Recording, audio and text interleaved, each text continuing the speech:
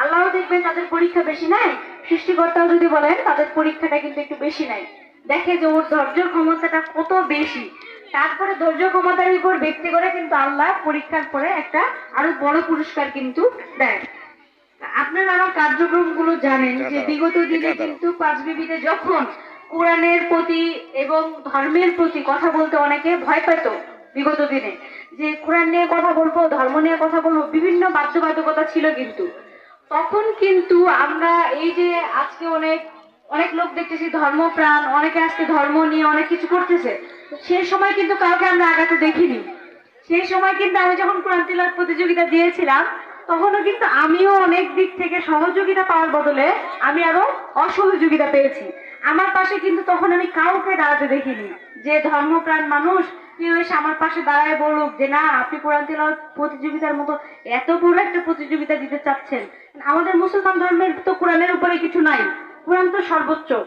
তখনও কিন্তু আমি আমার পাশে সহযোগিতা করার জন্য কোনো শক্তিশালী কোনো মানুষকে পাইনি।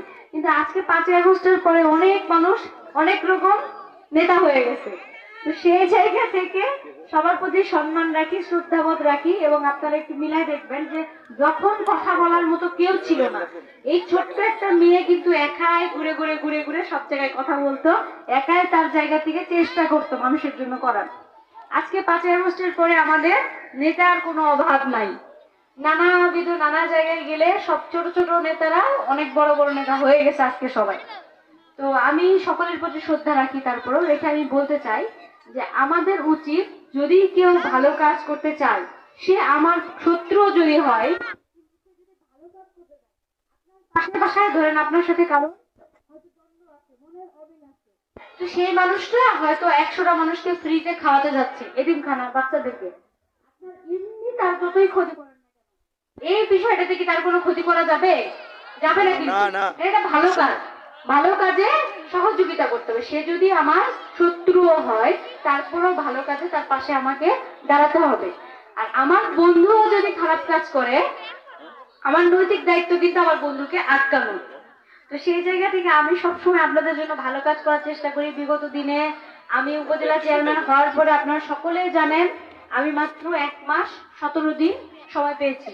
তার মধ্যে শপথ গ্রহণ করতে করতে আমাদের চলে গেছে প্রায় 10, 15, 20 দিনের কাছাকাছি চলে গেছে। আমি যে কাজ করার সুযোগটা যখন পেলাম, তখন কি হলো, আমাদের কোনো বাজেট বরাদ্দ ছিল না, আমি কিন্তু সেভাবে কাজ করতে পারিনি আপনাদের জন্য। তারপরে কি হলো, আমি আপনাদেরকে চেয়ারম্যান যখন বাতিল হয়ে গেল, আমি চেষ্টা করলাম আমার জায়গা থেকে যে আমি প্রত্যেকের জন্য একটা ইফতারের